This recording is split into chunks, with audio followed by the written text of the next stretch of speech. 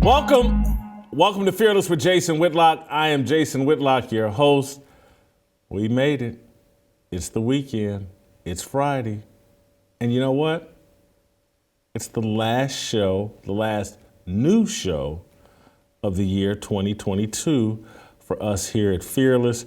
We're going to enjoy our Christmas break. We're going to enjoy the holiday. We will put out some content over YouTube and over Facebook and over Instagram to keep you interested. But in terms of full-blown episodes of Fearless, new episodes of Fearless, this is it.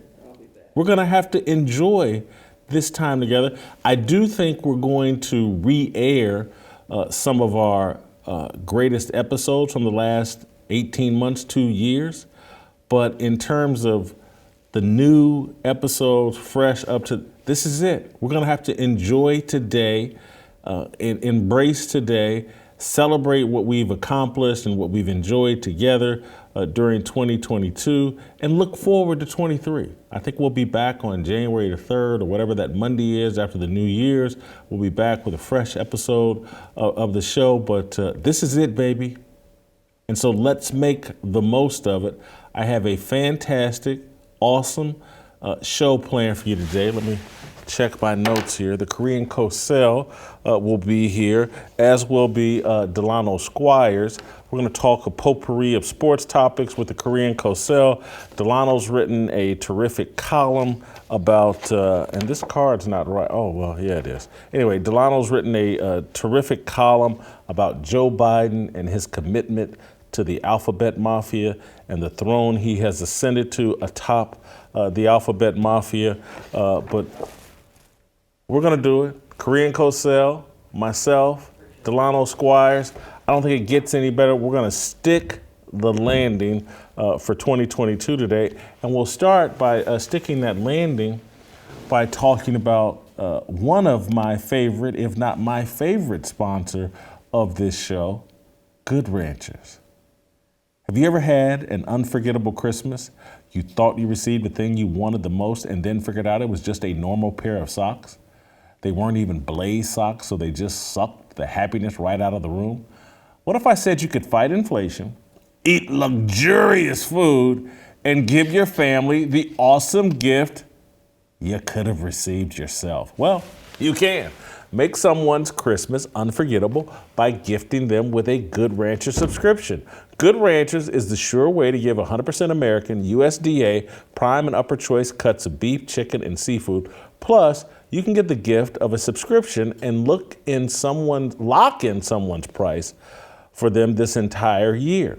I don't know about you, but an inflation-proof meat budget beats a new pair of plain socks for me. So head on over to goodranchers.com and use the code FEARLESS at checkout for the $35 off your delicious gift of meat. If you know someone that likes meat, then you know someone who will love Good Ranchers. Head on over to goodranchers.com and find the perfect box and a curated selection of America's best meat and seafood. Give the best meat in America, support local U.S. farms, get $35 off with my code, support a business that supports me, you, and us and our way of life. Avoid inflation this Christmas with Good Ranchers, American meat delivered. Be a good, fearless soldier. Feed your soldiers, your personal soldiers, Good Ranchers. I'm going to take my own advice, and I'm going to send my brother and his family a subscription to Good Ranchers. I'm going to take, you guys, I don't suggest things to you that I don't do myself. It's going to be a perfect Christmas gift for my brother and his family. I may start giving everybody in my family a Good Rancher subscription.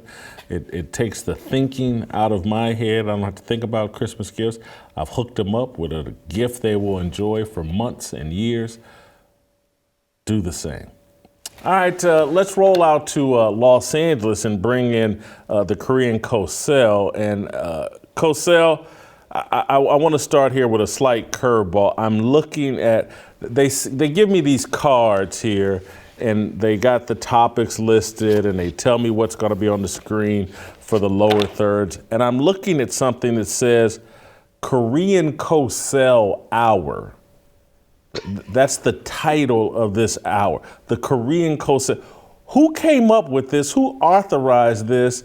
Were you involved with? This has nothing to do. This is the Whitlock Fearless Show. We haven't carved out some special hour for the Korean Cosell. I hope you weren't involved with the decision making, because whoever I had to put on blast for labeling, and we're only going to go 59 minutes, just because I don't even want to be the Korean Cosell hour. Yeah. There will be no takeover here, Cosell. Yeah, well, I'm not Mike Wallace. I ain't 60 Minutes either. But I tell you who demanded it. It's our audience. Had nothing to do with John Hadley. Had nothing to do with me. The audience. They demand it.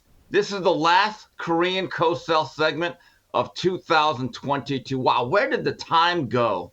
Wow, it's been fun. It really is. But someone's going to be held responsible. According to this card, the first topic we're going to do in the Korean Cosell 59 minutes, Brock Purdy and the 49ers beat Seahawks, clinched the NFC West.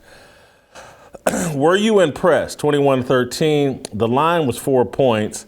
I hammered that line, by the way. I knew the 49ers would cover. You impressed. The 49ers beat the Seahawks, clinched the NFC West. You feel even more confident about what the 49ers are doing without Trey Lance, without Jimmy Garoppolo. Brock Purdy, can he get them to the Super Bowl? Yes. And I know that might surprise people if that defense plays the way it does. Now, keep this in mind. That defense allows the offense to be relatively conservative. If that young man right there can just stay off the turnovers, move the chains, and create 20 to 24 points, that in most games, in most instances, will make the 49ers the winning team. The score was 21-13, but Jason, I thought it was very, very much a game that felt like a blowout. And if you take away that, it would have been a blowout. You know, the refs stopped the blowout with that roughing the passer call on Bosa. And we got to get into that. Yes, that game was a blowout. If there's ever a game that felt like a lopsided score with just an 8-point margin, it was that. Now, we got to get into that real quickly here. That call is very dangerous because a flag at any time that's thrown by a referee at their discretion can just flip a game. If I'm not mistaken, that was a pick six that would have turned that game, I believe, into a 28-6 or something like that. And the game felt over until that flag came. Now, here's the guy that I want to rip on that, besides the referee, Kirk Herbstreit, your old buddy. He actually, I watched this game. He's like, well, that's a pretty good call. He kind of timeout. Hey, Kirk, can you have some balls? You played the game.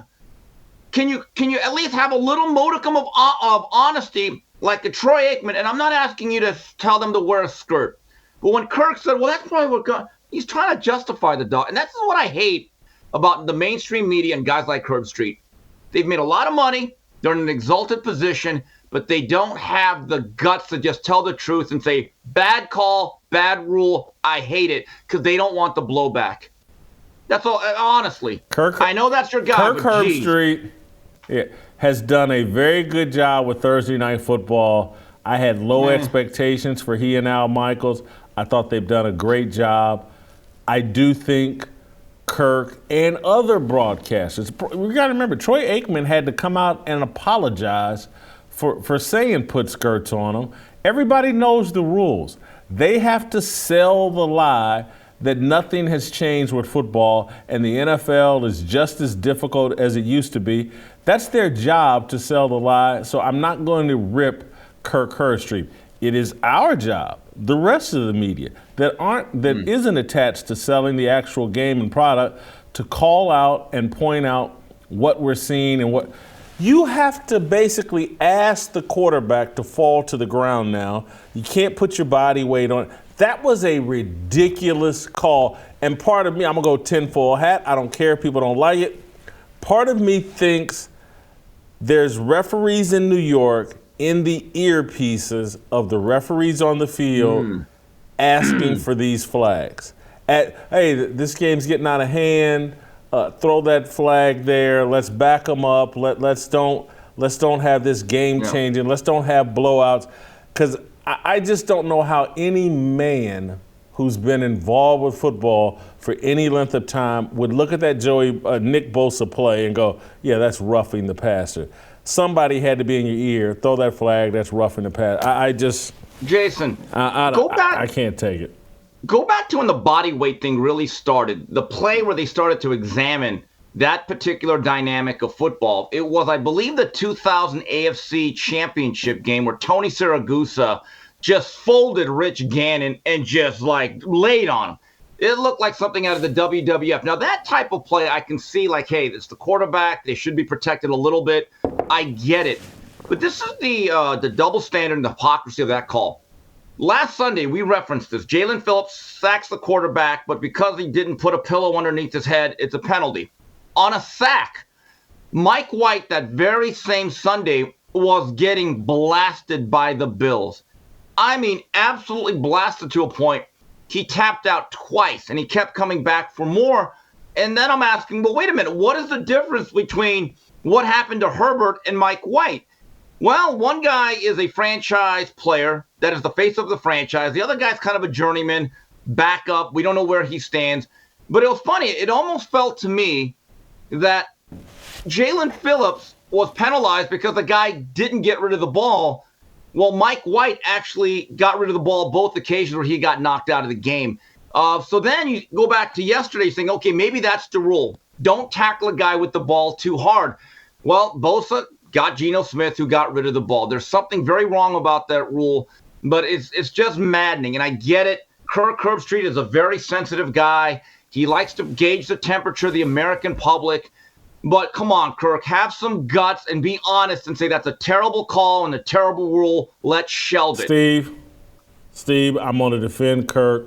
You do realize that they have meetings before the season where the NFL spells out, here's what we want you to talk about, here's what we want you to avoid talking about. And these broadcasters know that if they go past that line of what they have specifically told you, we don't want you talking about this, then those $10 million and $15 million a year checks they're getting for calling football games can disappear. And so everybody has been instructed, and that's why Troy Aikman came out and apologized.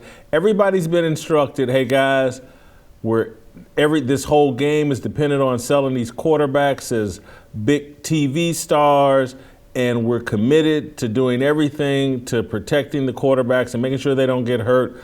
We don't want you talking about how soft the game has become around quarterback play. We're selling the myth that these guys are heroic gladiators that have to take all these antidepressants and all Percocet and anti-inflammatories all to get on the field. This is a gladiator sport, and so we don't want you talking about that. It's no longer that. It's not a gladiator sport anymore.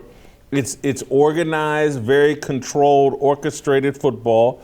We don't want you talking about that. I'm going to give you an example of how soft things have become and just how it's all throughout pervasive in American culture. But one of the great things you love about boxing is man, Joe Frazier and Muhammad Ali, they nearly killed each other in the ring, and Muhammad Ali hung on and won the Thrilla in Manila. Or what was the first one? Was it the Fight of the Century or something? Yes. Or Muhammad Ali over in Zaire, when the Rumble in the Jungle, and how he took that beating. And I think about one of the last great heroic injury-riddled sports narrative stories that I remember is Tiger Woods winning that U.S. Open on one leg in 2008 or 2009. And in this environment we have today, they would have pulled Tiger Woods off the course and said, hey, man, you can't limp around here. You're too injured. You can't go on. They would pull him. There just won't be moments like that anymore in sports where Michael Jordan, you got a flu and you're sick. No, load management. You have to sit out. Are you comparing prize fighters and football players to golfers? Until Tiger Woods takes a jab to the face, a left hook to the body, or blindsided by a linebacker, I kind of get it. But, man, I know you're a Tiger Woods homer, but, oh, God, no, don't do that. Did you not see the man limp around the course and win the U.S. Open in 2008 or 2000? I think it was the last major he won before winning the Masters again. It was an incredible, heroic, courageous performance. It's one of the... Jason, it was amazing, Steve. I don't ever want to hear the words heroic and courageous with golf. Let's just get that out of the way. I know for some reason you love Tiger Woods. I'm the anomaly. I'm the Asian. I hate golf, and I'm a good driver. This is what you're getting with me. I'm sorry. Yes, was it an achievement within that dynamic of golf? Yeah, I guess so. But do you really want to compare it to Y.A. Tittle with blood running down his face, getting blasted? Come on, Jay. Come on. It's a stretch. It's a stretch, Jay. Got to admit that. Jeez. It was a great moment that I'll never forget. I'm a Tiger Woods fan. I'll never apologize for that. Yeah. You really? Hold on. You really? You're not? You don't? You weren't into the Tiger Woods thing? At all. I was not a fan of the Camblin Asian. The only golf tournament I've ever gotten into, it was in the spring of 1986 when the Golden Bear, Jack Nicklaus. Now, there was a golfer. There was a great American. The way he just made that comeback on the last 10 holes and Vern Lundquist with that great call. That's the only golf tournament I can honestly tell you that I kept it on CBS for a couple of hours because I liked the Golden Bear. I thought he was very relatable. He looked very friendly, and he was to the fans. Tiger Woods always kind of came off as a jerk, honestly. In fact, Mario Lopez, who likes everybody, he's only badmouthed one celebrity in public, and he did it on our show. It was his one interaction with Tiger Woods, and I said, wow, if Mario Lopez don't like you, you must be an unlikable guy. So I've never gotten into golf. I don't care, and it used to piss me off. On a big sports weekend, I would never want Tiger Woods to win because SportsCenter would make it sound like Tiger Woods did something. And I'm like, let's get to the football highlights. I don't need this putt-putt thing in my screen. I have a code, Jason. I have a code, man. I live by it. I can't help it. It's what I am. It's what I am. I'm going to ignite. I found Tiger Woods very relatable, and maybe it speaks to just how ratchet I used to be. And how it's about the strippers. I get it. It's the strippers. How debaucherous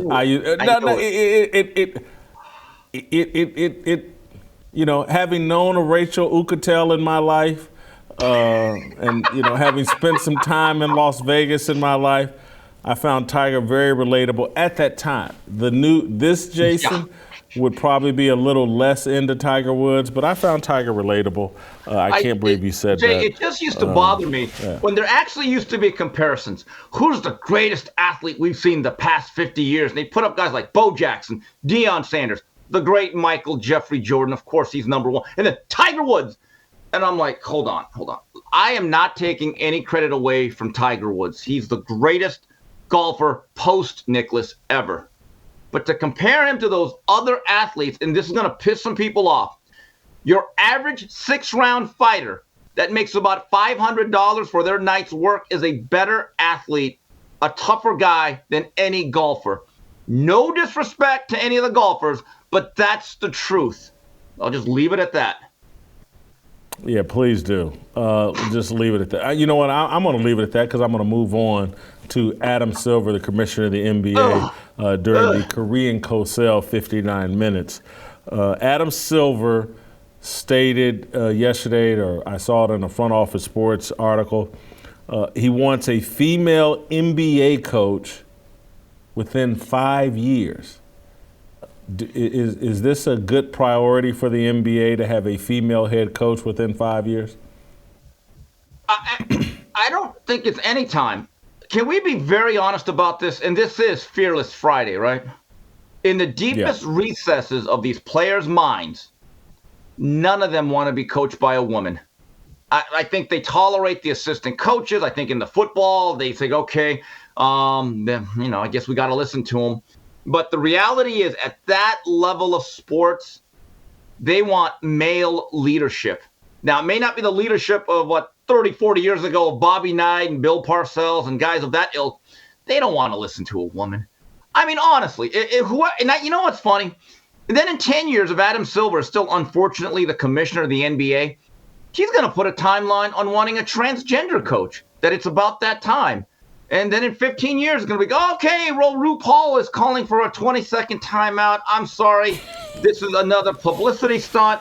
I mean, you want to turn people off. But you know what the most used phrase would be from that poor NBA team, that poor squad, that would have to go through this social experiment? The thing that they would mutter under their breath after every practice or a loss or a game they didn't like, and again, I'm going to excuse my language, they're going to be like, bitch, please. That's going to be used a million times. You know it's true, Jason. Be honest, Jay. You know, please, is going to be used a lot. They're going to be like, what? Nothing. You know that's true. No other. Look, I'm not Herb Street. I'm Kim. This is where we go. This is what we do. You wanted the 59 minutes. I'm just packing it in. But no one in their right, none of these players, and they're all going to say the right things. Well, we respect her as a coach, and, she knows her basketball, and, she's a great person, and we're going to, no, they're not. No, they're not. And that team, to me, unless it's just overloaded with talent, is going to be a disaster. And as I was thinking about this, preparing for this segment, my greatest fear as a Laker fan in hiatus is when that LeBron guy leaves. I'm going to go back to my Laker fandom. That's what I do. I am just deathly afraid that Jeannie Buss is going to do the whole girl power thing so that she can become popular, and all the media that already gives her the softest treatment, they're going to call her a pioneer. They're going to call her a visionary. And I'm going to be like, oh, my God. Be honest, Jason. If you were a big-time max player free agent and you had various offers and you knew, like, hey, I could choose a winner here, wouldn't one of the deciding factors be, I want to play for a guy, not a girl? Be honest. Come on. Steve, I'm going to take you a completely different direction. I think you've misread this. I don't think your finger is wet and in the air and figuring out which way the wind is blowing. I don't know how you have your Instagram feed rigged or whatever, but I disagree with you. I think there will be 30%, 40% of these players that would love to be coached by a woman. They've been so feminized, they've so bought into the matriarchal culture, talking primarily about the black players, have bought into this matriarchal culture. They'd love to be coached by a woman. They'd feel like they could more relatable, easier to manipulate, work with, whatever. And Steve, you gotta have your Instagram feed triggered the right way to get the stuff.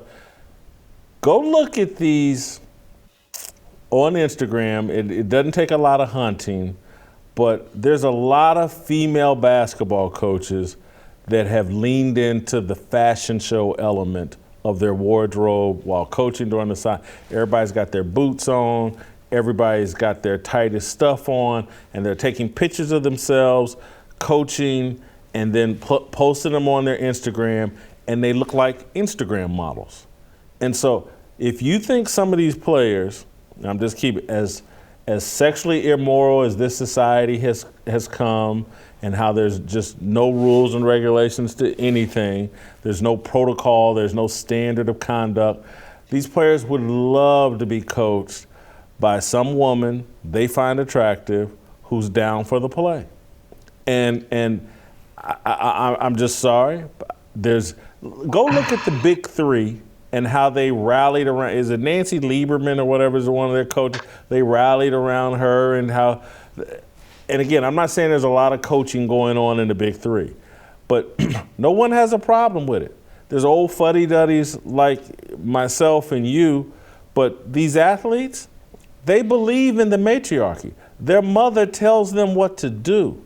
Their sister tells them what to do. They don't have problems taking marching orders from women and actually like it. because they have so much animus towards their tattered relationship with their father or non-existent relationship with their father. I could see it happening. I could see, go look at Dawn Staley and how she's putting on $7,000 jackets, leather jackets she's coaching in, and it's all a fashion show. Look at the NBA players and how they come dressed to work, to walk down the runway. This whole thing has been feminized to the point that a female coach, love it. I still disagree. When it comes to athletics and it comes to a men's league, these guys want male leadership or traditional coaching. I have a hard time believing that, let's say a big man plays a little bit soft, doesn't grab a rebound or doesn't finish hard, and you're going to have some like 5'4" lesbian girl. Steve, they don't want to be coached. They don't want to be coached.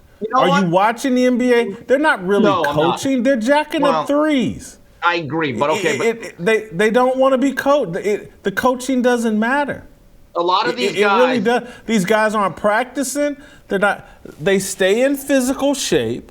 They're in good cardiovascular shape, but they're not running any real offenses out there. No one's working. None of the big men are working on low post moves or anything like that. Everybody's working on jacking up a three and iso ball. It doesn't require. It's no different than what I've said they've done to the NFL quarterback position. You don't call plays anymore as the quarterback. They tell you exactly what to do inside your helmet. The whole thing's been eased and dumbed down. That's why JB comes on this show every week, and that's why John Gruden in public conversations and private conversations talking about, man, this isn't even, the playbooks and everything has been shrunk to a point.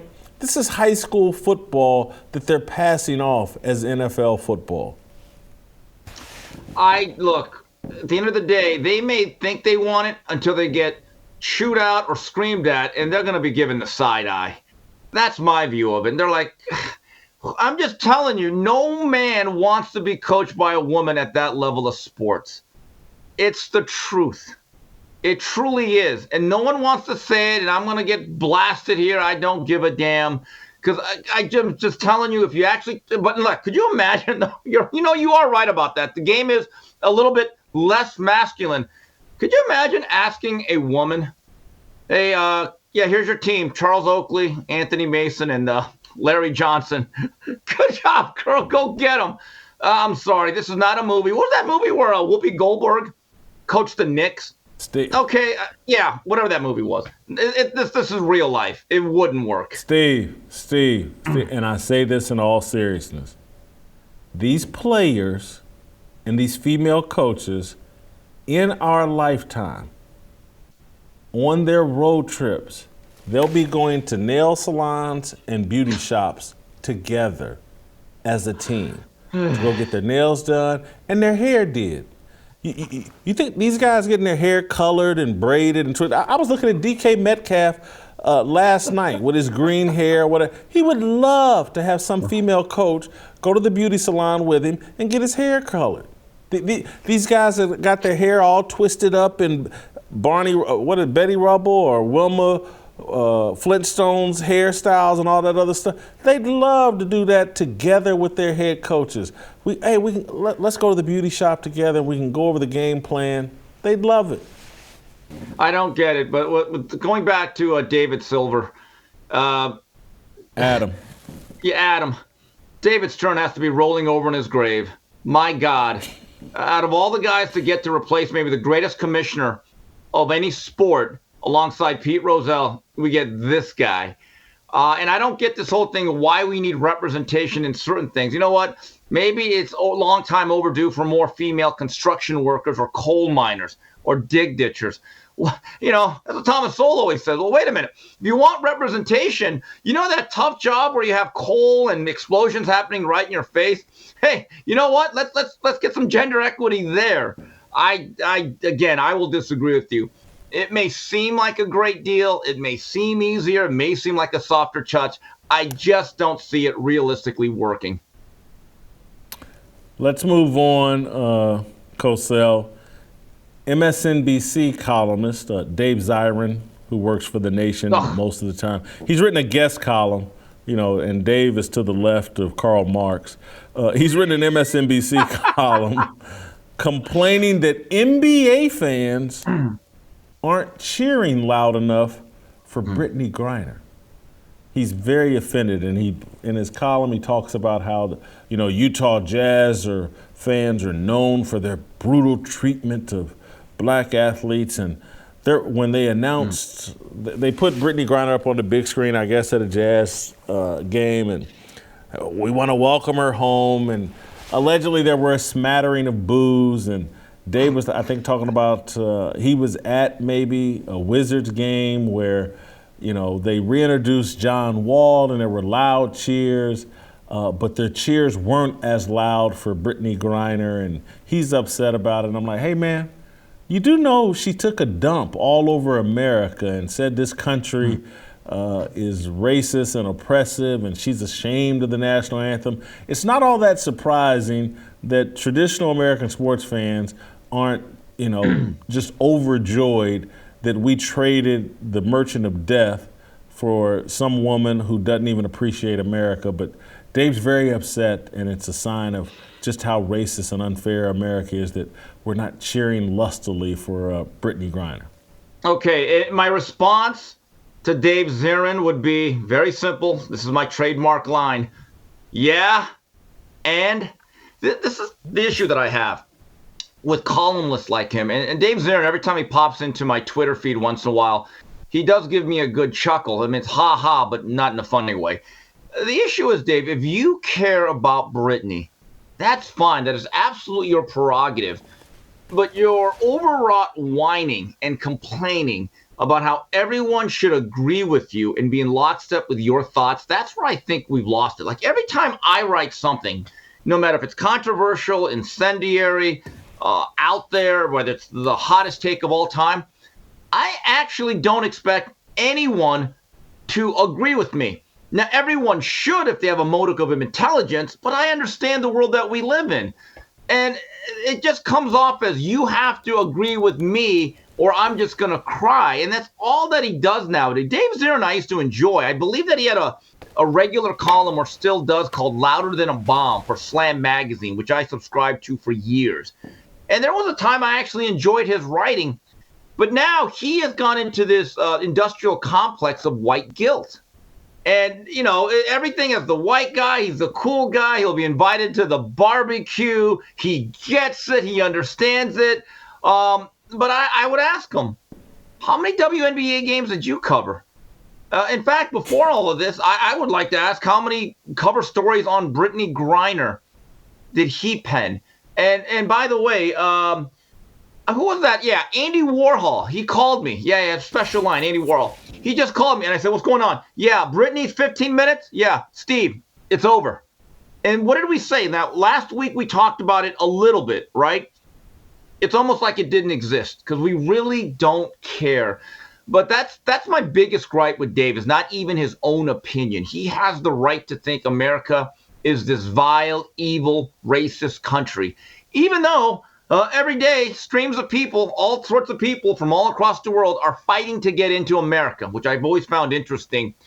But to actually emotionally extort everybody else to feel sorry for someone who seemed to be a perennial malcontent, that's where, again, he completely loses me. Dave Zirin, I'm just going to keep it 1,000%. You said it's Fearless Friday. Dave Zirin's not a white guy.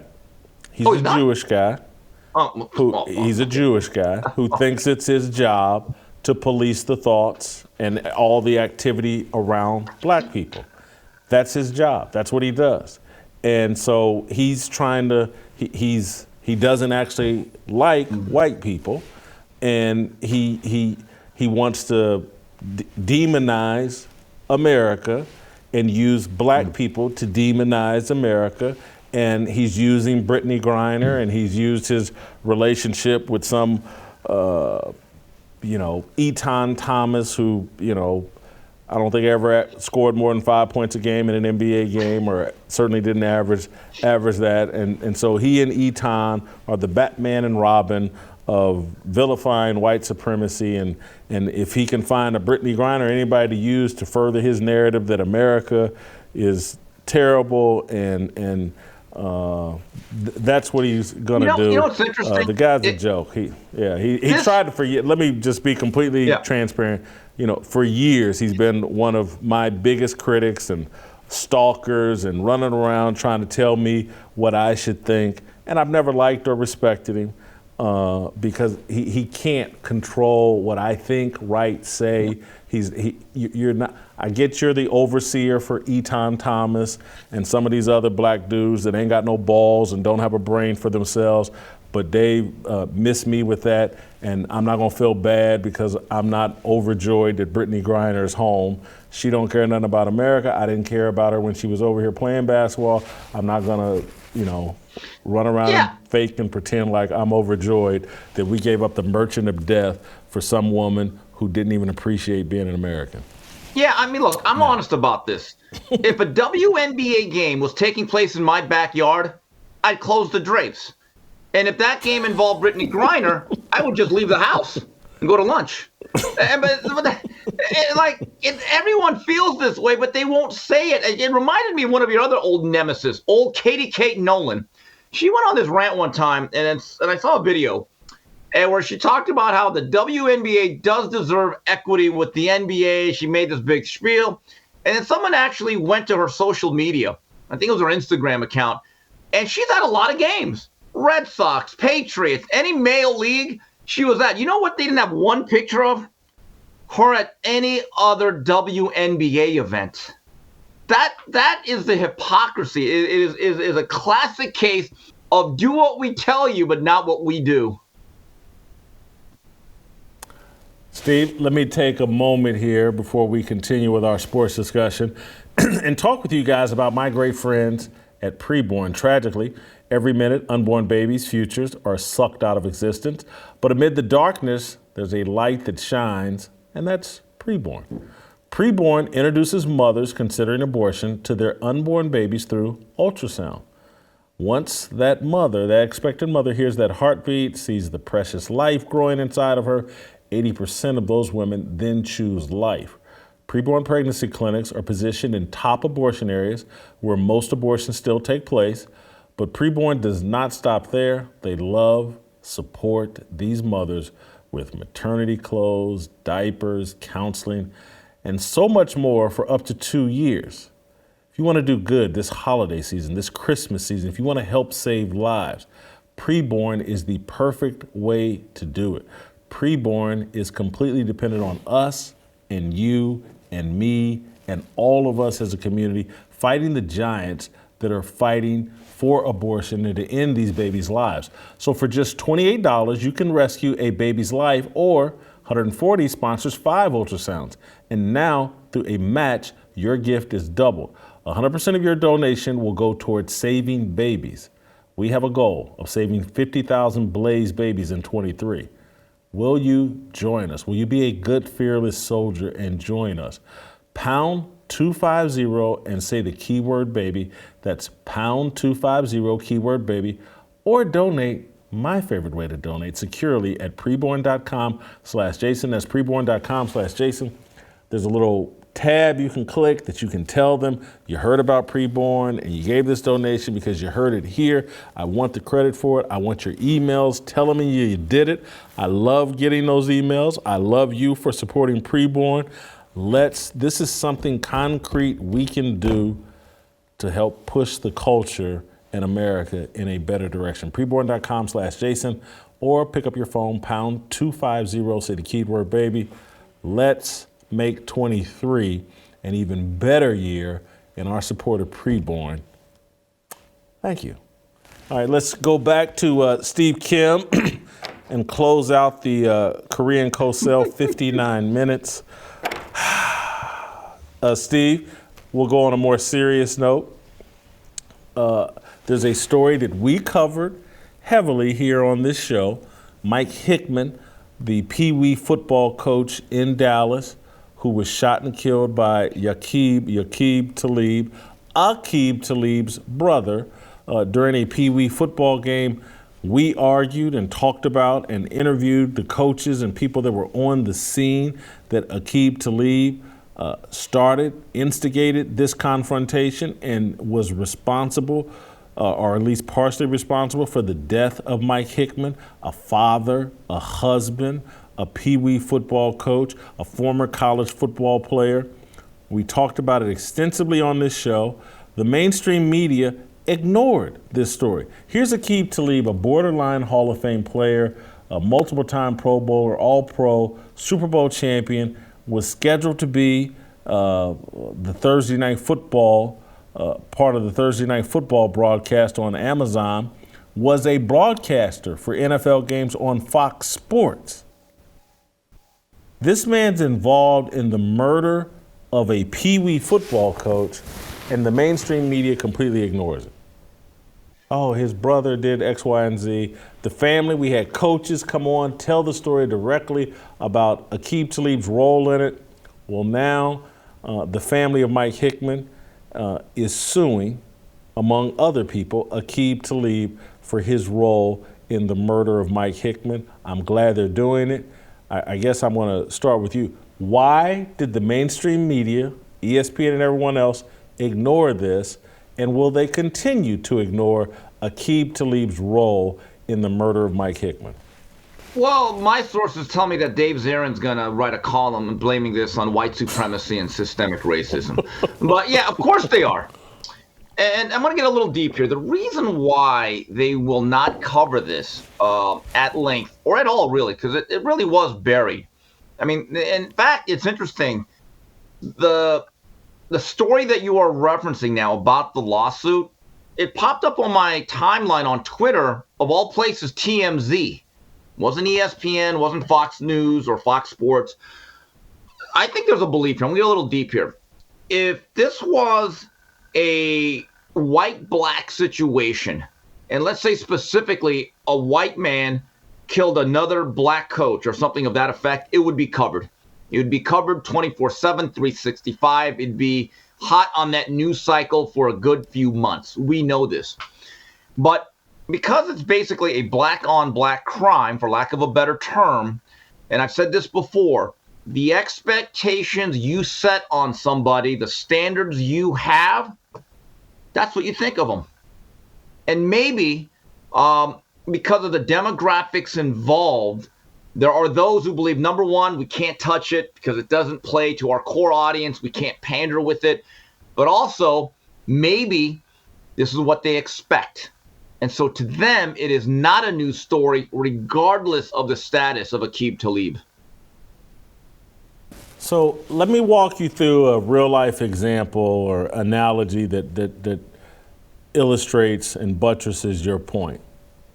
Stephen A. Smith and LeBron James fanned flames over unknown BYU students who allegedly hit some Duke volleyball player with a racial slur at a volleyball match. That was worthy of being discussed on First Take, and we got to get to the bottom of this, blah, blah, blah. Aqib Talib instigates, according to multiple eyewitness reports, a confrontation that leads to the murder of a 43-year-old former college football player, Pee Wee coach, in front of his 9-year-old son and his wife. But nah, let's don't talk about that. You know what's interesting is that some BYU student may have yelled a nasty word at a Duke volleyball player. Proven to be untrue, but may have. That's worthy of Don Staley calling off playing BYU. That's worthy of going on TV and trashing all of BYU. They're all racist. But Aqib Talib sparking a fight that leads to his brother pulling out a gun and murdering someone in cold blood, nothing to see here. That speaks to, we have super high expectations for random white BYU students, and how dare they not meet those standards? And we have no standards for Aqib Talib and black people at Pee Wee football games. Well, fight broke out and someone got shot, involving a Hall of Fame potential football player and a broadcast. Nothing to see here, nothing to talk about. We expect that from them. We don't expect it from white people. Jason, let's go back. When you say there's nothing to see here, problem was there was a video. We could actually see it. The investigation with BYU, I don't want to say exonerated everybody, but there was never any clear evidence that this happened. But to a point, there were still ramifications for that university. Didn't Don Staley cancel a game against BYU? Yeah. So they paid a penalty or a price, whatever that is. The other thing that's interesting with Aqib Talib, there's a history of this. So that in itself could be a story that, hey, there's a pattern of certain behavior. But, now you leave a family fatherless. And you say you care about people across the board, good, average, hardworking Americans. Now, someone gets slain. It's on video with a noted athlete that is caught on videotape. And really, the silence is deafening about this, because you knew those people that always push certain stories, they were never going to touch it because the demographics were all wrong, and also the role play did not fit that narrative. And this will be interesting to see what happens if there's actual real ramifications of this, whether it's financial or criminal. Will any of the major outlets outside of the usual wire story, will they examine some of the deeper rooted problems within the community and the people involved and the certain individuals? Because there is a story here, but unfortunately, my guess is, Jason, it will not be told. I think you're right. Let's keep it moving. There's another story in the news cycle that I wanted to get to earlier in the week, and then news just built on top of itself and kept pushing it back. But now we got an update on this story. Draymond Green, a couple of days ago, gets a fan, a Milwaukee Bucks fan, booted out of the arena. The Warriors are playing at Milwaukee.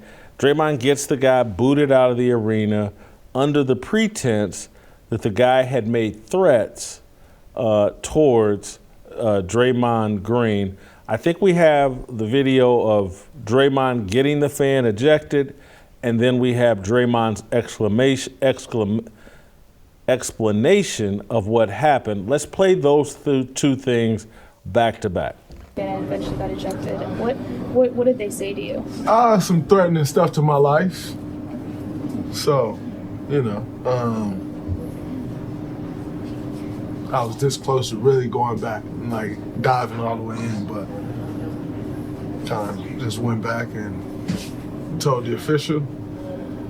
And when I told the official what he said, he's like, "Oh, he gotta get out of here. He gotta get out of here." Do you like that? I guess, I know you got fined a couple weeks ago when you said something to the fan. Do you like that that's kind of an option to you, I guess?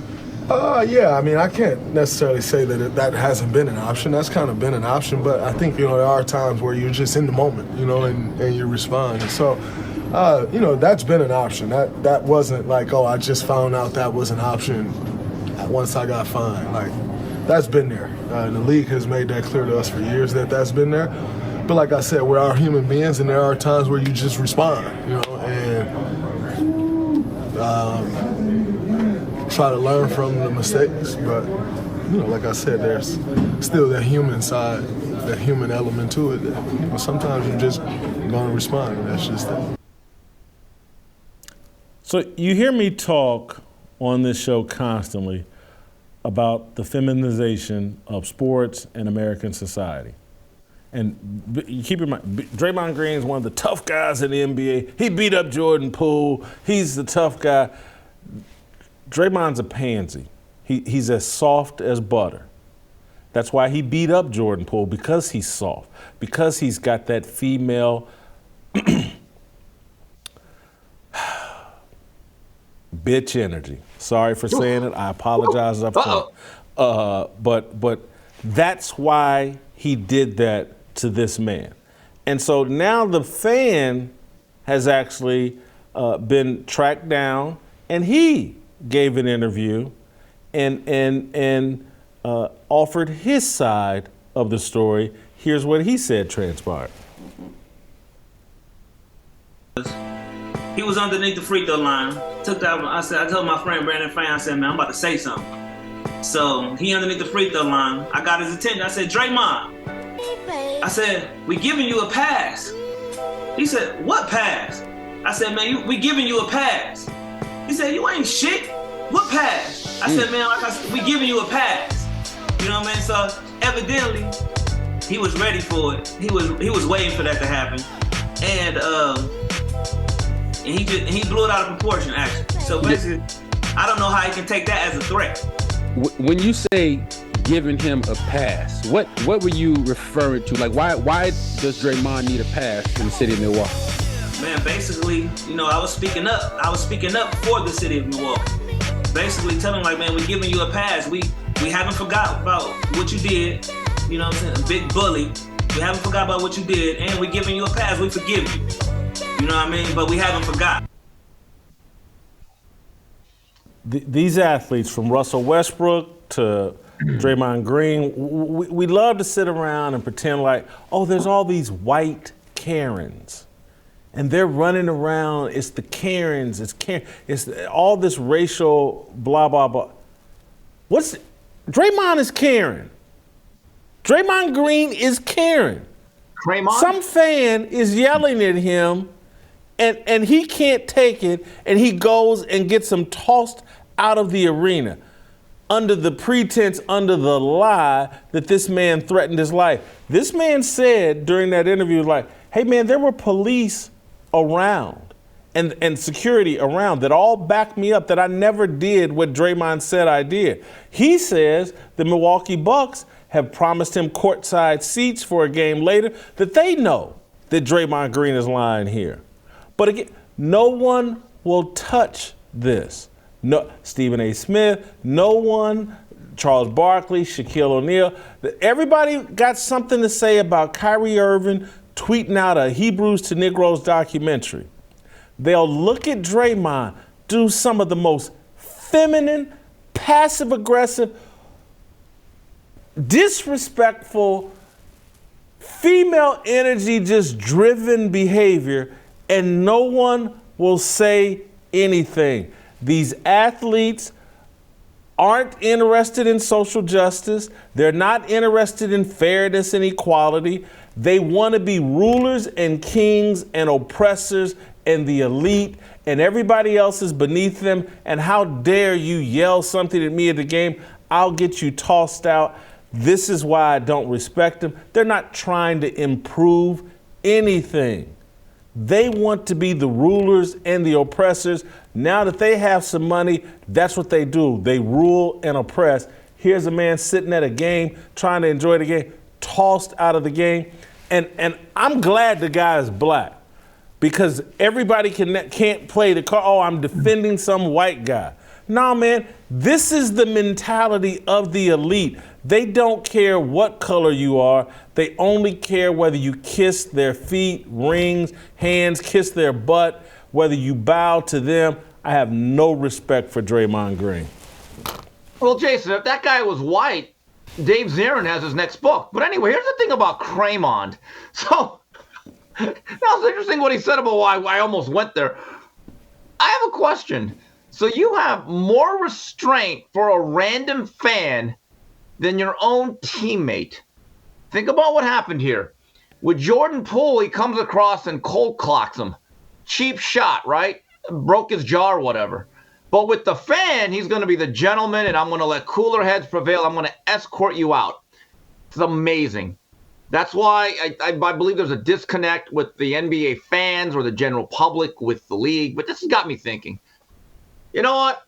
I now have a whole new respect for Vernon Maxwell. One time someone disrespected him and his family. He went all the way up in the Rose Garden. He went, you know what? That's old-time basketball. Vernon, I want to now say I apologize. You're a real man. You went there, he effed around, and you made them. That's old-school basketball. Charles Barkley at least spit on somebody. Yeah, it hit a girl if that was on accident, whatever. But anyway, That's why you're right about that in terms of the quote unquote feminization of the league. But it is interesting because when I first heard this report, I saw it on Twitter and I said, oh boy, here we go. And then all of a sudden, when they found out it wasn't a white guy, I said, oh, okay, that story's dead. It's dead. It's just like when you have a random shooter. And no matter what, if it's a random shooter and then it becomes a, what do they call it, like a group killing or serial killing, more than 3 people, you brace for it. And then when it's not a white guy, story's dead. It's like clockwork. The story just dies right there. And it's the same type of dynamic that exists in these situations in sports. It's across the board with athletes, and I wish that people would come up out of this racial brainwashing that's been done and realize that it's elites versus the working class, it's elites versus normal people, and Draymond Green, from beating up Jordan Poole, who's black, to getting this fan tossed out of the arena who is black. Draymond Green don't care about black people. None of these guys do. I'm talking about none of them. I'm talking about LeBron James. I'm talking about none of them. NFL player Malcolm Jenkins, Anquan Bolden, all these social justice, end racism in the back of the end zone. None of these guys. They're just talking. They don't really believe any of it. They're elites putting on a performance for social media clout. Put it on a performance because that's what their agents and the puppet masters tell. Again, when the real smoke comes, they all scatter and run like cowards. Again, Kyrie, did Draymond Green, the big, powerful Draymond Green, when the smoke came for Kyrie Irving, did he utter a word? Did he have the balls to say, hey, man, y'all mistreating Kyrie Irving? Let me take a stand for Kyrie Irving and his freedom of religion, freedom of speech? Not a word. But, oh, can I get a fan tossed from a game who said something I disagree with and is annoying me? Can I beat up my teammate because I don't like him? Yeah, they're all down for that.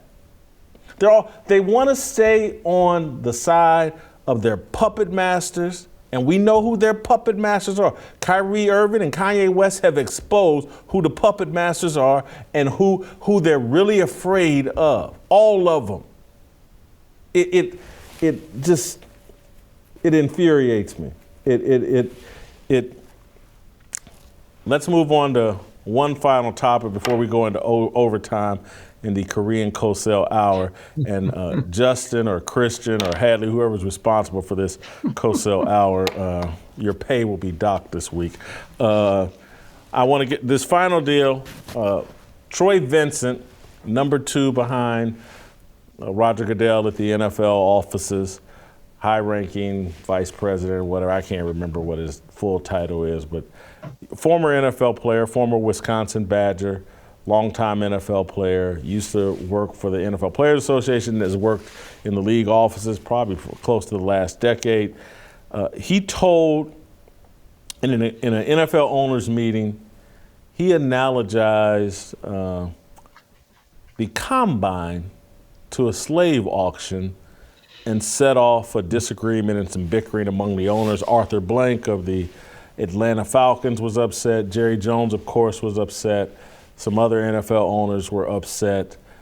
We have a high-ranking NFL executive, former player, who's analogizing the combine, which is basically a long interview process for who wants to be a millionaire. That somehow is a slave auction. And this is what, when I say the idiocy starts at the top and runs downhill. Troy Vincent is the guy who is in Roger Goodell's ear, telling him what to think about racial issues. Troy Vincent's the quarterback on all the Black Lives Matter BS that goes on in the NFL. This guy is arguing to NFL owners that the combine is like a slave auction, and we wonder why the NFL is completely off course and has swallowed all of the woke ideology? Well, again, it seems to me like Mr. Vincent is certainly now dabbling in the industry of oppression. But here's the question I would have for Troy. Okay, you can analogize that. So what is your solution? What exactly is it that you want? Do you want the combine wiped out? Because, the other thing is certain players don't actually go to the combine. They do personal workouts. Universities hold workouts for all their seniors or draft eligible players. I don't understand exactly. Look, I guess you can kind of sort of draw an analogy outside the $1 million pay and the benefits and all that other stuff. But my question would be to Troy Vincent, if I was in that room, okay, then what? Like, what is your solution? Are you just airing a grievance? Are you just making a statement, which is fine, but is there an end game? Like, what are you suggesting here? Are you suggesting that we disband the league? That you don't want these poor souls being put through the rigors of a National Football League career? This is the thing that bothers me about statements like this. And I don't really have any feelings one way or the other towards Troy Vincent.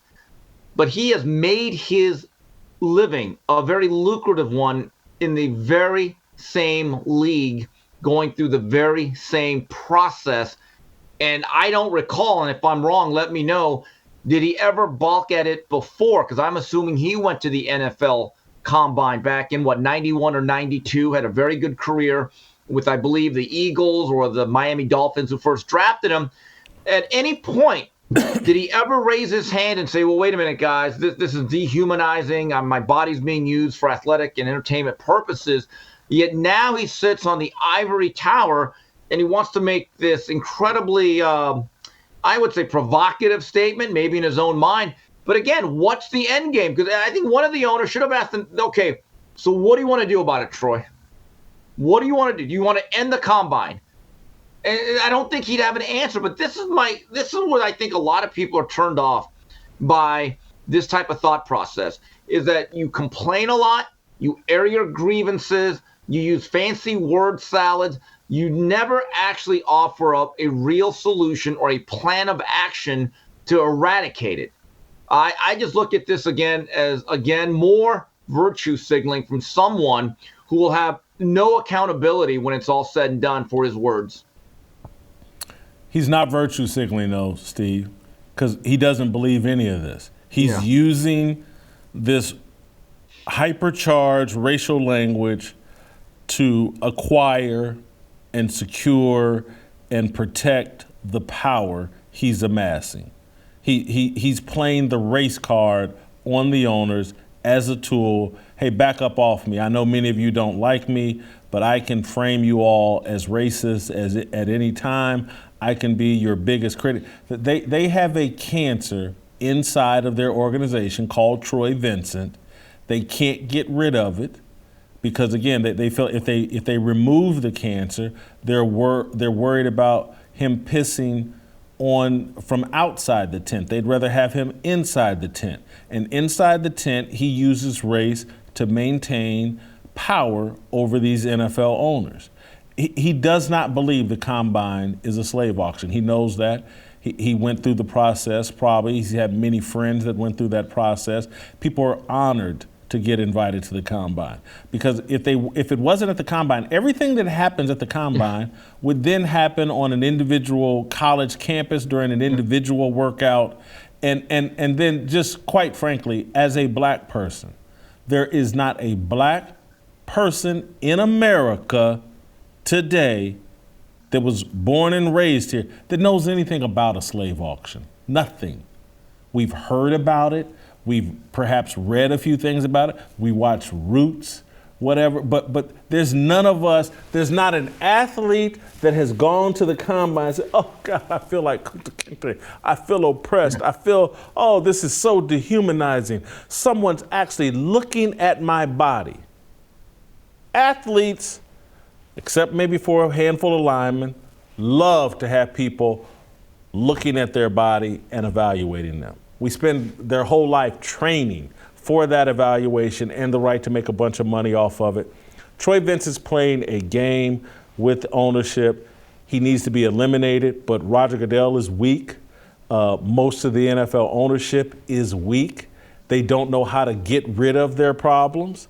And they've let guys like Troy Vincent bully them with threats of you're racist and I'll smear you as racist. And Troy Vincent works them. And again, I used to have a relationship with Troy Vincent until I figured him out as some kind of race idolater, phony. And he has helped the NFL usher in all this racial idolatry and all this other phoniness or whatever. But I know Troy Vincent. Not that bright, not really qualified for his position, but he's got a stranglehold on that position by playing the race card strategically on Roger Goodell and NFL ownerships. And these NFL owners aren't man enough to do anything about it. And that's why I was in a discussion. TJ Moe and I have this discussion all the time. And TJ is always telling me, it's the weakness of white men that's at the root of all of America's problems. Because again, those NFL owners could clean all this up if they were willing to take the criticism and blowback that would go along with saying, you know what, Troy Vincent, you're an idiot. You're out over your skis. You don't know what you're doing. You just come in here and play the race card. You're not really helping us grow the game. Bye. We're going to replace you. They don't have the balls to do that. And that's why the NFL is compromised. And so I do, and I like Jerry Jones and I like several other NFL owners, but they're all weak. They're not man enough to fix these problems. And so we live in a constant state of chaos, and the country keeps going a bad direction because of the weakness of white men in power, in leadership. And look, do they have collaborators and people like Troy Vincent that are bullying them, that are baby Al Sharptons and all that? Yes, they do. But a strong man, and again, that's what this entire show is about, trying to give men of any color the balls to stand up and to do what's right.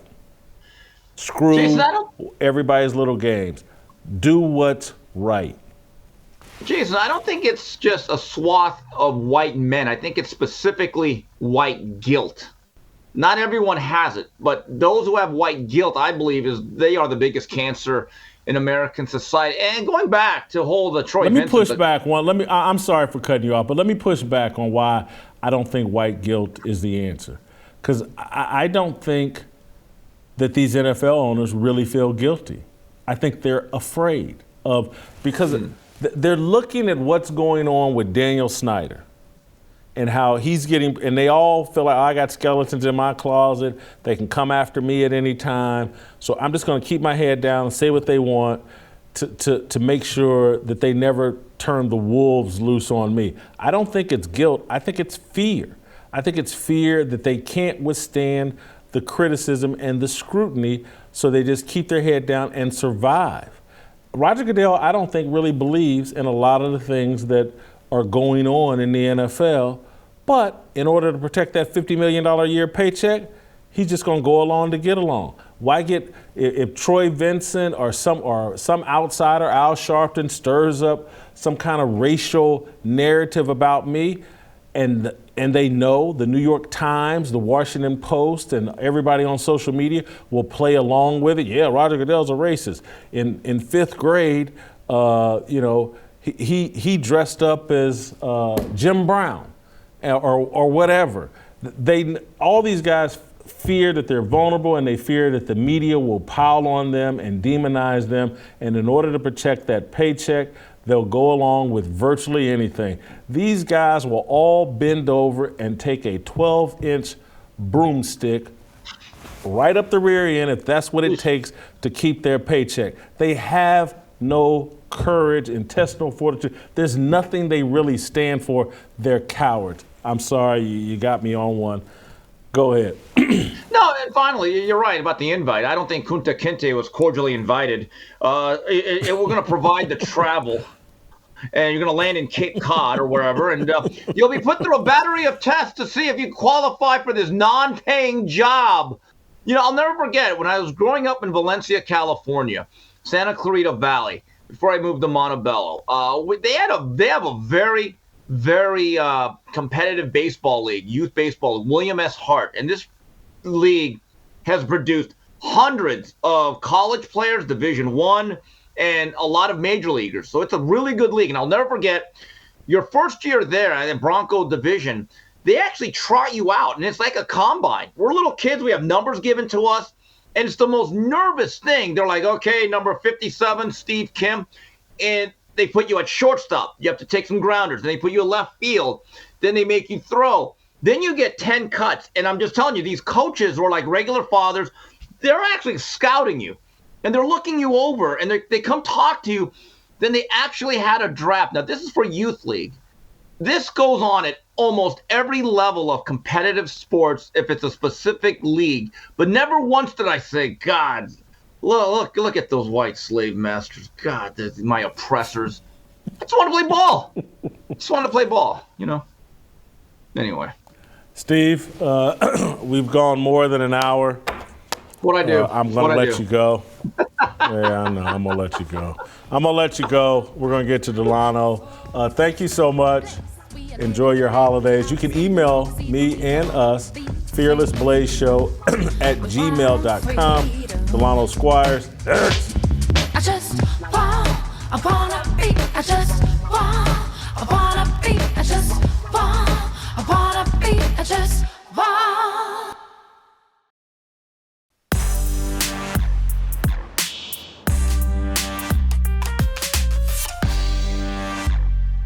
All right, welcome back. Time for the smartest man on the show, Professor D. Delano Squires joins us from Washington, D.C. Delano has written a terrific column today that connects Joe Biden's pivot into the first trans president to a overall Democrat strategy around gender identity and politics, and he goes back and makes the point that, hey, you got to remember Bill Clinton was called by Toni Morrison and many black people the first black president. It was kind of a joking thing, but Bill Clinton certainly leaned into and enjoyed that description. Newsweek magazine labeled Barack Obama the first gay president.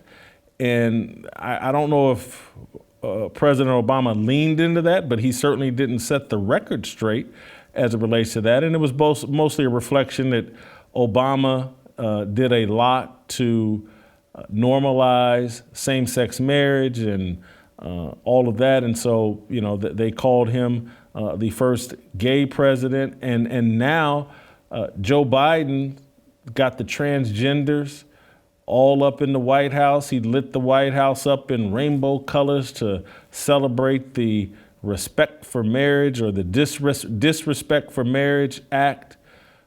Let's watch Joe Biden. Let's watch an old clip of Joe Biden saying he's against same-sex marriage and then just compare it to where he's at now today. We're going to debate the next 3 weeks, I'm told, gay marriage, a flag amendment, and God only knows what else. I can't believe the American people can't see through this. We already have a law, the Defense of Marriage Act, where we've all voted, not where I voted and others said, look, marriage is between a man and a woman, and states must respect that. Nobody's violated that law. There's been no challenge to that law. Why do we need a constitutional amendment? Marriage is between a man and a woman. What's the game going on here? That was in 2006. Earlier this week, Joe Biden's got Cyndi Lauper and everybody else he can think of at the White House celebrating the Disrespect for Marriage Acts that codifies same-sex marriage and according to Joe, stop some of the animus towards children that are transitioning or whatever. Anyway, Delano, unpack your column today. Yeah, Jason, I mean, you hit the nail right on the head. I think the Democrats love bending identity. They love to use different terms to sort of color outside of the lines. And again, Bill Clinton was the first black president, supposedly. Obama was the first gay president. And in my column, I argue that Joe Biden is the first trans president because he's done more than any single politician to normalize the idea that men can become women and women can become men through both public policy, the laws of our land, and social custom. He's done it through personnel, and as I said, he's done it through policy. So he hired Admiral Dr. Rachel Levine, who was born Richard Levine, and was married for several years and had 2 children, and put this person not as, an assistant deputy, advisory undersecretary in the Department of Interior. He put this person as one of the highest ranking officials in the Department of Health and Human Services, a pediatrician who now oversees federal policy as it relates to, gender confused children. Those actions by the president make clear to me that he's shooting to become, probably the most prominent straight ally to the LGBTQ community that we've had in 1600 Pennsylvania Avenue. So it begs the question, Delano, why is he doing it? Why did a devout Catholic from Delaware in 2006, marriage is between a man and a woman, why did he pivot over these last 16 years to be Rachel Levine, Richard Levine is a woman? Why is he doing this?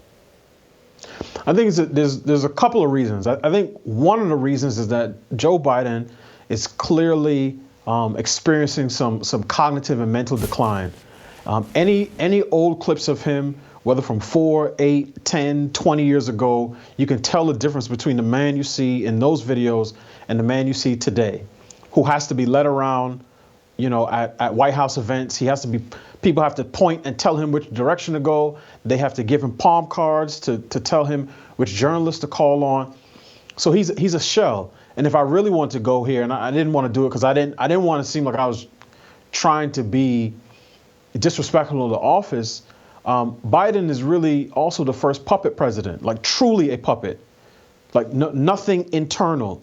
Just he's the exterior, right? He's the Pinocchio, and someone has their hand up his back, and all he does is parrot the words that they say. This man is 80 years old. He was born in the middle of World War II. He eulogized a man who was an exalted cyclops in the Ku Klux Klan. Joe Biden is an old dude, and he speaks like a freshman at Bryn Mawr or Brown University who's majoring in queer studies. And Jason, if you were to get him over a beer, in Scranton, and you ask him if he thinks men can get pregnant, he would say, "Come on, man." But when his handlers are around and he gets asked these questions, or when he's in front of a trans activist and they say, "Oh, I'm in day 221 of transitioning to a girl," and he says, "Oh, God bless you, God love you," you know that he's speaking, his mouth is moving, but somebody else's words are coming out. And I think that's one of the reasons in terms of how he's gotten to this place. The other one, I think, is a deeper reflection on sort of the moral bankruptcy of leftism, which is there's not anything that someone on the left believes today that they won't move away from in 10 or 12 years if the political winds start to blow in a different direction. And this is why I think every American, but particularly conservatives and conservative Christians, need to understand that what a biblical worldview gives you is both an explanation for why the world operates in the way that it does, and something to hold that explanation in place.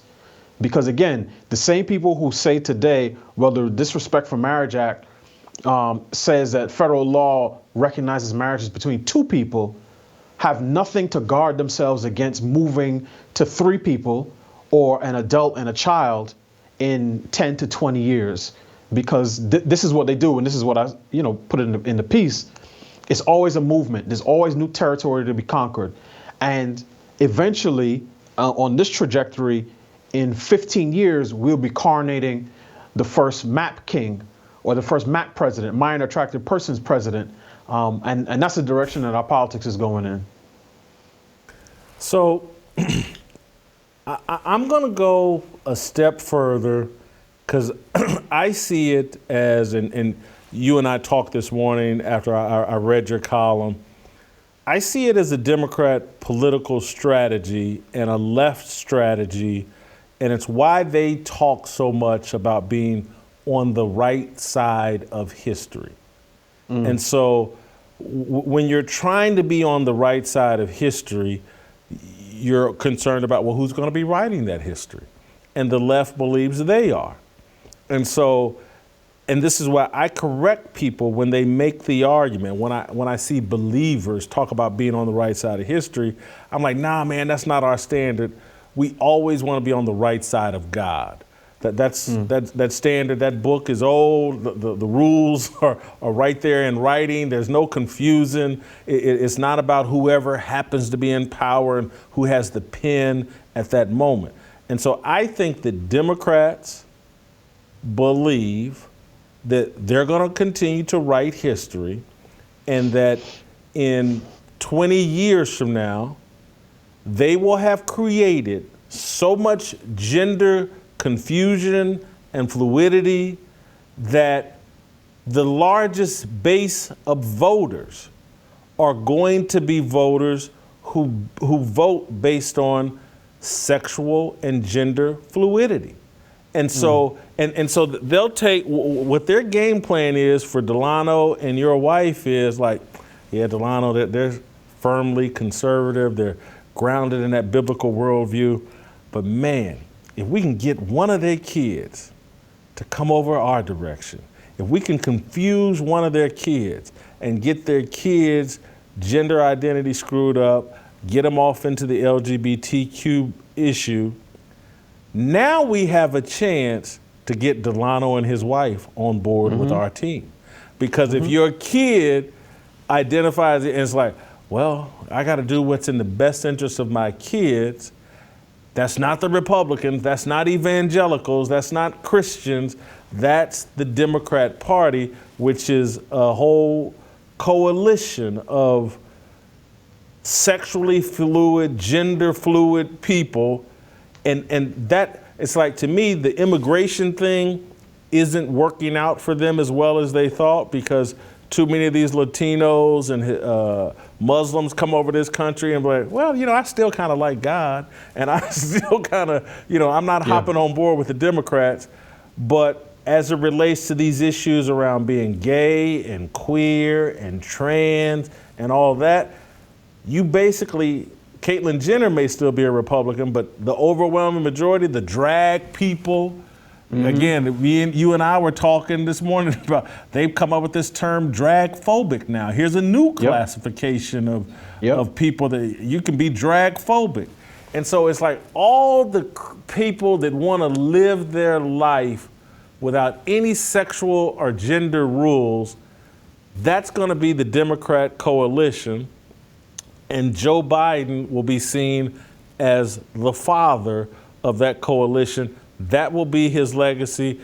That's how the history that'll be written by the left will be written. Is like, well, we got Obama on board with the gay, but things really hit the ground running when we got Joe Biden on board with Rachel Levine and Sam Britton and Dylan McElvey or whatever his name is.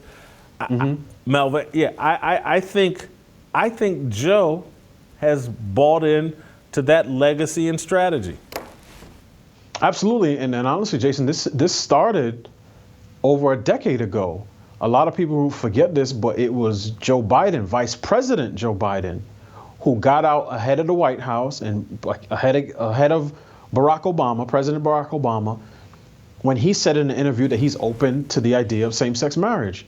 And then it was Obama who had to then come and say, now I'm open to it and so on and so forth. And when he did an interview with Robin Roberts, he said, yeah, Joe got out a little bit over his skis, but it was done in the right spirit. And from there, they ushered in, that new wave. And I agree with you. I think he wants to be known this way. I have no doubt that he sees himself as an ally. My point is that when you get into the specificity of the language and the understanding and the ideology, there's nothing that makes me think that this 80-year-old guy is speaking his own language, right? He's getting fed these lines from Geppetto off stage, and he's just sort of repeating the things that he's been told to repeat. But yeah, I think, you know, the Democrats, the left, everything for them is a movement, and movement infers that nothing stands and is in one place.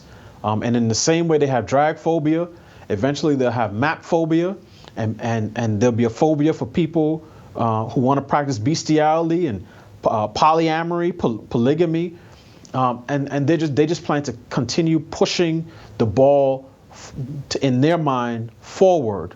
But in my mind, they're pushing us all downward, because at the end of the day, being in the right destination in eternity is much more important than being on the right side of history. Delano, I don't push back's not the right word, but I want you to think about this, what you said. I'm a little bit harder on Biden. I'm not going to give him age as an excuse, cognitive dissonance as an excuse. I think this is more calculated. I'm going to use your own words to argue that. You started out by saying a decade ago, he was out ahead of Obama on this. And so, that's factual. And so I think he started thinking about his legacy and where he was going to end up, and how, if he was ever to get the presidency, and how it would end up for him. And so he may now be too old to come up with all the ideas, but I think he agreed to this a long time ago. And I think the Democrats, as and just taking your words, they think everything's a movement. They talk about everything about change. And I think about Obama, change we can believe in. And now I think here we are in 2022, athletes love to put on the back of their helmets, inspire change. And I keep asking people, like, what change? Why is change now the goal of everything? And then as Christians, I sit there and go, is change really what we believe in? When we think that this word right here stands the test of time, century after century after century after century. And so who has put this thought in our head that change is the end-all be-all? The left. And movements and all. And again, I'm not denigrating the civil rights movement. But I'm saying that this whole mentality of, like, if things aren't changing, if we're not out provoking change, we're not being good Americans, and we're not out for justice. And, like, no, I would standards. I like standards more than I like change. And I want to promote some standards, because when people hold me to a standard, hey, Jason, you know, there's only 1,500 calories we want you to eat today. That standard will do me justice and good. Hey, Jason, you're a Christian. We don't go to strip clubs. That standard does me good. And hey, Delano, you're married. You sleep with your wife, and that's it. That standard does Delano good. But we've been convinced change and movement and all that, that's progress, that's progressive. It's a path straight to hell, in my opinion. I agree with that. But here's what I would say to where you started on in that particular segment, right? Yes, Biden got out ahead of Obama. That's true. That's a fact. What I would argue is that very few people, even on sort of the mainstream left, were ready for the onslaught that the trans movement brought. Because again, this stuff has been around in some respect, particularly on college campuses, for quite some time. I would say, you know, probably the first person to sort of mainstream it, bring it into the mainstream of public consciousness, I would say that was Caitlyn Jenner. There was the actor Laverne Cox. Before that, interview with Katie Couric. Katie Couric said, you know, what's going on down there? And Laverne Cox tried to pivot away from it, so on and so forth. But when ESPN gets to the point of honoring Bruce Jenner, who now goes by Caitlyn Jenner, that was a monumental moment in the culture. And what I'm saying is, I want to say that was 2015. So we're not even talking a decade ago. And since then, there has been an onslaught in terms of emphasizing the T in LGBT to the point where the L, the G's, and the B's have had to take the back seat.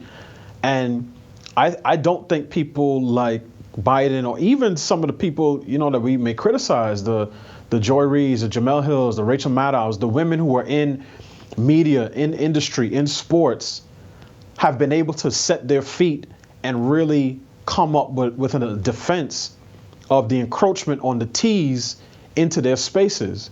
So if this was Monday and you let me get a little piece on the post weekend football wrap up, I would say this is a blitz that has attacked their offensive line, and they just don't have enough people to protect the quarterback.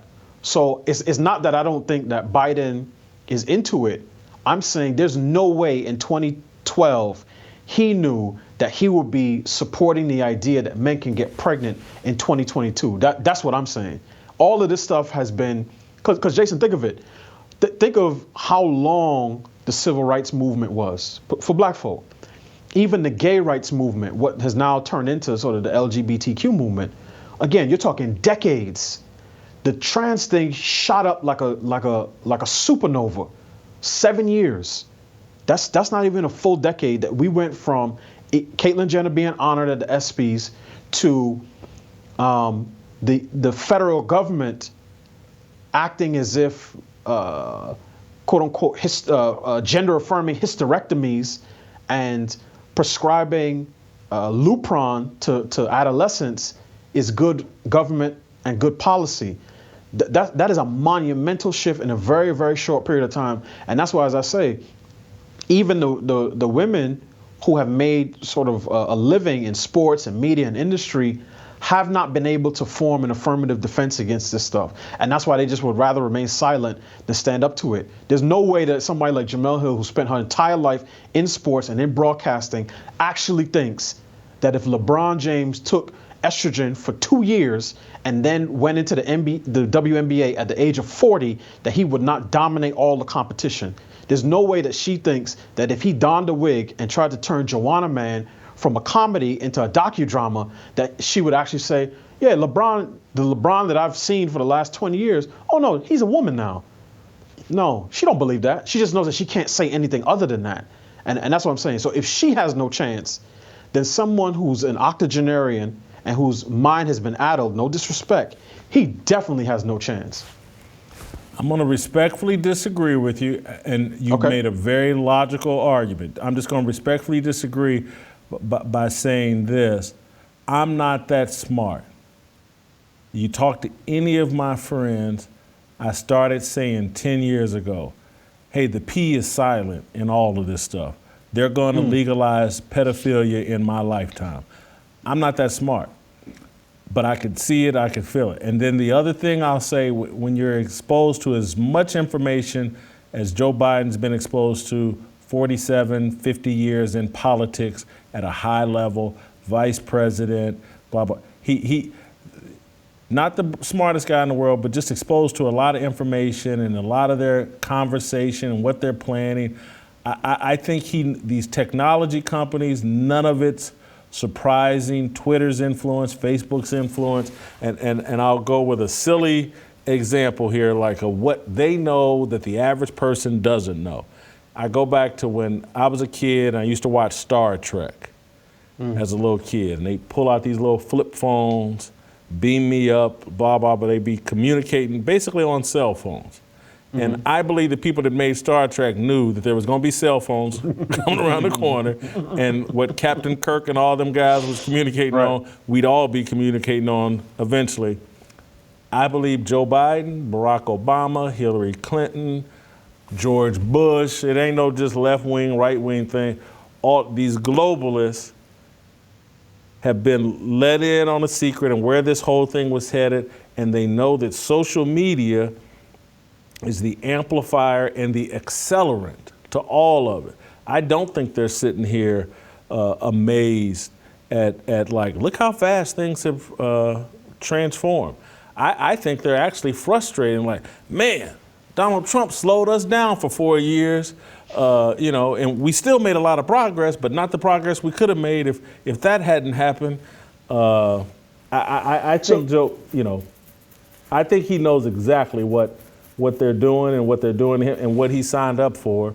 He's not as competent as pulling it off now, but he signed up for this. So here'll be my response to that. Two things real quick. One, the P is different than the T, right?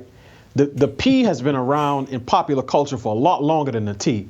So whether you're talking about Roman Polanski or Marvin Gaye, I mean, the notion that adult men, right, gay or straight, would want to have sexual relations with, let's say, post-pubescent or prepubescent children is not particularly new.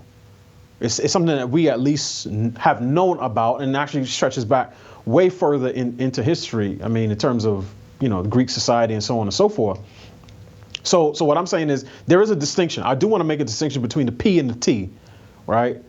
The other thing that I would say is, and this goes to the broader conversation about these trends and sort of the diversity, inclusion, and equity movement, the DIE movement.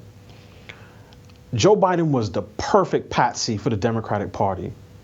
It sounds counterintuitive, but he's old, he's white, he's straight, he's a nominal Catholic, and he's male. So even though the people who may criticize him say, oh, he has all these points of privilege, what that means is all of those groups under him have leverage against him, because they can say you're a racist, you're a sexist, you're a bigot against religious minorities, you're a homophobe, and you're a transphobe. And this is the play all the time. It's the same play they run on black men. They can't call us racist, so they say you're sexist, you're transphobic. Black men are the white people of black people. It's the same play that they run on straight women, even black women. They can't say you're racist or sexist, but they can say that you're transphobic. And that's how you get somebody like the actor Angelica Ross, who was on Pose, coming into a show shown on the Oprah Winfrey Network and telling a room full of black women that they have not been supportive sisters to her in her transition from male to female. And all of those black women just sat there and they had to take it.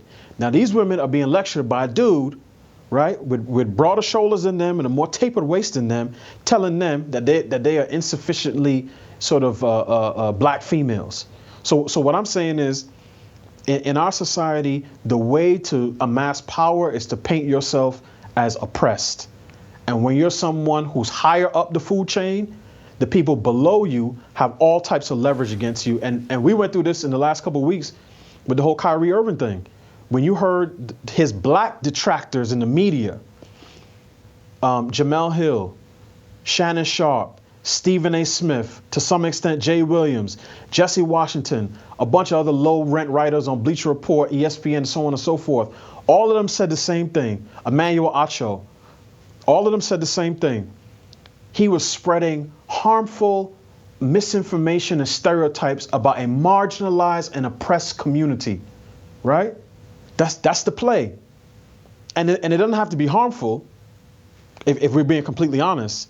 In our country, a black man who expresses admiration for the financial success of Jewish people is taken to task, while the same black man who expresses a desire to kill other black men in his rap lyrics is rewarded with Emmys and Grammys. You understand? So our priorities are completely screwed up, and part of it is because we have bought into the notion of intersectionality and the notion that to be oppressed actually gives you more power against your oppressor. So what I'm saying is Joe Biden has all of the privilege points, and that makes him the perfect patsy for the people who want to paint themselves as oppressed. Thank you, Delano. Have a great Christmas break. Great job as always. I'm going to end on this note, though, and just say, first transgender person, 1952, Christine Jorgensen. This stuff's not new. And then the last thing I'll say is, part of the leverage they have over Joe Biden is that silent P. Anytime you're showering with your daughter, you're a suspect. Very suspect. That's tomorrow. We'll see you live and in person in the new year. We will be releasing content during the holidays, but it'll be, won't be live, won't be me and you sitting here talking, but enjoy your holiday break, enjoy your Christmas break, enjoy your family, love everybody, and we'll see you around the corner. We want freedom. I just want, I wanna be, I just want